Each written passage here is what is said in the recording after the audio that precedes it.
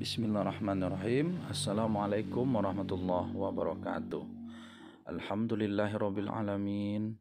Asyhadu an la ilaha illallah, asyhadu anna Muhammadan abduhu wa rasuluh la nabiyya ba'da, amma ba'd. Yang kita hormati Bapak Dr. Haji Syukri Iska MAG, yang kami banggakan saudara mahasiswa jurusan Hukum Ekonomi Syariah. Alhamdulillah, pada hari ini kita dapat kembali melanjutkan perkuliahan dalam mata kuliah fikih kontemporer. Mudah-mudahan dengan kehadiran kita mengikuti perkuliahan ini bisa untuk menambah wawasan keilmuan kita tentang fikih kontemporer. Selawat beriringan salam kepada Nabiullah Nabi Muhammad SAW. Kita berharap untuk selalu menjadi umat beliau, menjadikan beliau sebagai suri tauladan dalam kehidupan kita. Amin ya rabbal alamin. Baiklah, Bapak yang kita hormati dan saudara mahasiswa yang kami banggakan, dapat kita lanjutkan kembali perkuliahan kita dalam materi operasi plastik atau al-jarahah at-tajmiliyah menurut hukum Islam. Hari ini kasus operasi plastik di dunia begitu banyak, dan jika kita lihat kasus-kasus di negara Korea Selatan umpamanya atau negara Eropa, orang-orang yang melakukan operasi plastik itu sangatlah banyak, karena begitu banyaknya yang ingin punya penampilan cantik, menarik, menawan. Banyak hal yang mereka lakukan dalam operasi plastik itu.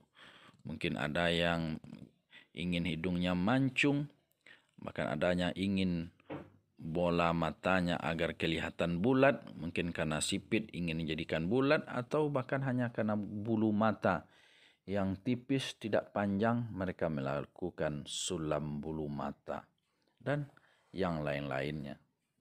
Oleh karena itu, sebelum kita lanjutkan, kita harus lihat dulu apa definisi operasi plastik tersebut atau al-jarahah at-tajmiliyah. Operasi plastik berasal dari bahasa Yunani yang diambil dalam kata plastikos, yang berarti membentuk atau memberi bentuk. Dalam bahasa Arab disebut dengan al-jarahah, operasi, atau bahasa awalnya adalah luka, jarahah. Dalam bahasa istilahnya di al-jarahah artinya operasi, dan tajmiliyah indah atau cantik yang berasal dari kata jamala, jamil. Sedangkan secara istilah, operasi plastik dapat didefinisikan yang pertama, operasi yang dilakukan untuk memperbaiki bagian badan, terutama kulit yang rusak atau cacat, atau untuk mempercantik diri. Menurut kalangan ilmu kedokteran, operasi plastik adalah pembedahan jaringan atau organ yang akan dioperasi dengan memindahkan jaringan atau organ dari tempat yang satu ke tempat yang lain sebagai bahan untuk menambah jaringan yang dioperasi. Ketiga, operasi yang dilakukan untuk memperbaiki penampilan suatu anggota tubuh yang nampak agar kelihatan cantik, atau untuk memperbaiki fungsinya ketika anggota tubuh tersebut kehilangan fungsinya atau rusak. Jadi dari beberapa definisi ini secara ringkas dapat kita simpulkan bahwa operasi plastik itu adalah operasi yang dilakukan untuk memperindah, untuk mempercantik diri. Selanjutnya kita akan menguraikan bentuk-bentuk operasi plastik atau al-jarahah at-tajmiliyah. Bentuk-bentuknya ada dua. Yang pertama adalah operasi yang dilakukan untuk pengobatan, memperbaiki atau menyempurnakan ciptaan Allah. Tashih atau takmil al-khalqiyah. Itu operasi yang dilakukan untuk mengembalikan bentuk, penampilan serta fungsi menjadi lebih baik atau lebih manusiawi, setidaknya mendekati kondisi normal. Seperti operasi yang dilakukan terhadap orang yang punya bibir sumbing misalnya, atau operasi akibat luka bakar, atau operasi seperti kejadian yang menimpa Novel Baswedan, penyidik KPK yang disiram dengan air keras sehingga muka dan matanya itu kena air keras yang luar biasa setelah dilakukan berapa kali operasi dan sembuh, tapi tidak bisa normal lagi. Mata sebelah kirinya itu tidak bisa sembuh dan tidak berfungsi sebagaimana semula. Itu adalah operasi. Yang kedua adalah operasi yang dilakukan untuk kecantikan dengan mengganti atau merubah ciptaan Allah. Taghyir atau tabdil al-khalqiyah. Itu operasi atau perbedaan yang dilakukan pada pasien-pasien normal sebetulnya. Dia sehat, tidak ada penyakit. Namun menurut norma bentuk tubuh, menurut mereka kurang harmonis atau kurang cantik. Misalnya, dia ingin hidungnya mancung, tapi Allah takdirkan hidungnya pesek. Atau bulu mata yang kurang panjang. Maka melalui operasi plastik ini didapatkan bentuk tubuh yang mendekati sempurna atau cantik menurut mereka.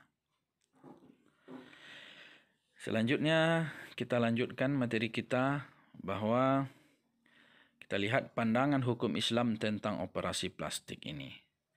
Persoalan operasi plastik dalam hukum Islam termasuk dalam masalah ijtihadiyah.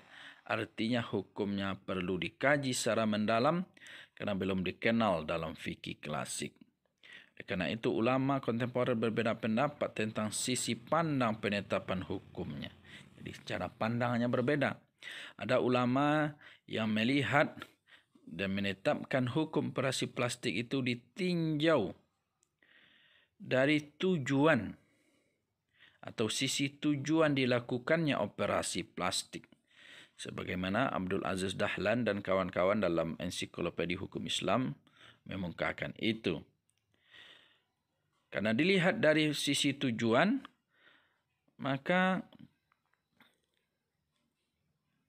dibagilah operasi plastik itu dalam dua bentuk sebagaimana yang kita muka-mukakan tadi.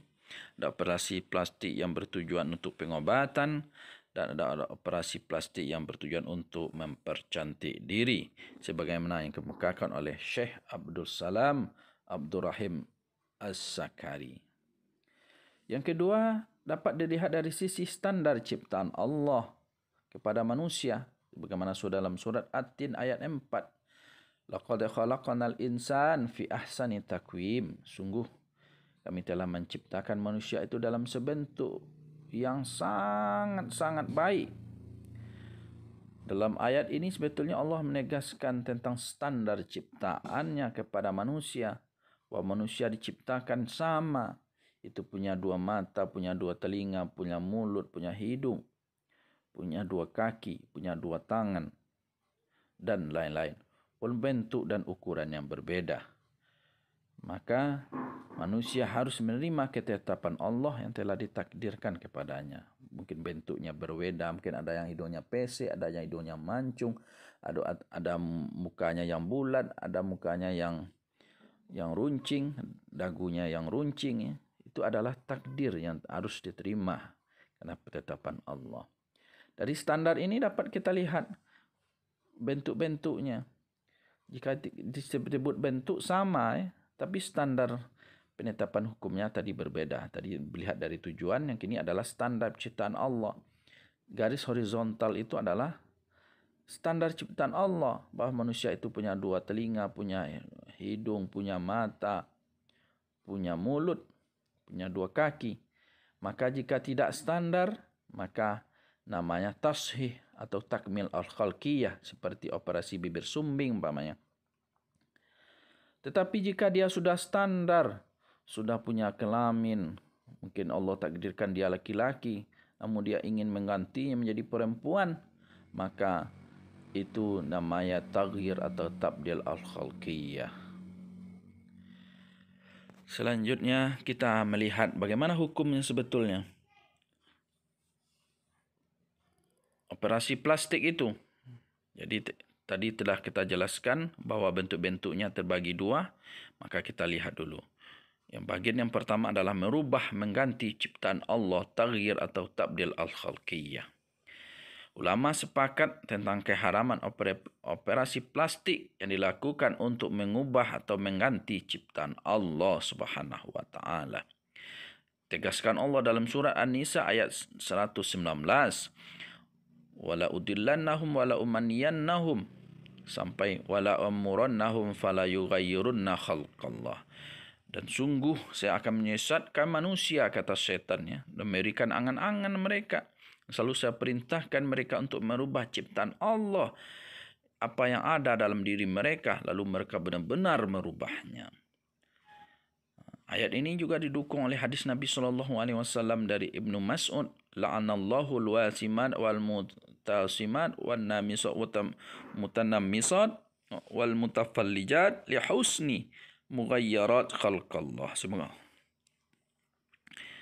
Allah melaknat orang-orang yang bertato, minta ditato, yang mencabut alis, yang minta direkerok alisnya, yang merenggangkan gigi, yang tujuannya adalah untuk memperindah penampilan, dan itu merubah ciptaan Allah Subhanahu wa taala. Islam membolehkan berhias atau mempencetik diri selama tidak berlebih-lebihan sampai menjerumus kepada sikap yang mengubah ciptaan Allah. Sebab mengubah ciptaan Allah dipandang sebagai salah satu ajakan syaitan sesuai dengan ayat di atas. Lalu kita lihat bagian yang kedua, itu hukum memperbaiki atau menyempurnakan tashih atau takmil al-khalqiyah. Pada prinsipnya jika kita lihat hukum Islam, bahwa setiap yang merubah ciptaan Allah hukumnya adalah haram atau dilarang. Tetapi kalau ada suatu kondisi yang bersifat darurat atau adanya kebutuhan yang mendesak, maka hal itu diperbolehkan. Termasuk salah satunya adalah operasi plastik. Ad-darurah tubihul mahdzurat. Bahwa keadaan darurat membolehkan hal-hal yang dimudaratkan, yang diharamkan. Atau karena memang kondisinya untuk pengobatan seperti kasusnya Novel Baswedan tadi disiram dengan air keras, maka jika tidak diobati tentu akan berakibat fatal terhadap kesehatannya. Maka di situ timbul kaidah ad-darurah yuzal, bahwa kemudaratan yang ada dalam diri itu harus dihilangkan. Oleh karena itu operasi plastik yang dilakukan untuk pengobatan, untuk memperbaiki atau menyempurnakan, hukumnya adalah boleh. Hal ini juga pernah terjadi pada Nabi SAW dalam kisahnya Urfujah bin As'ad radhiyallahu anhu yang menggunakan emas untuk memperbaiki hidungnya, padahal emas haram bagi laki-laki.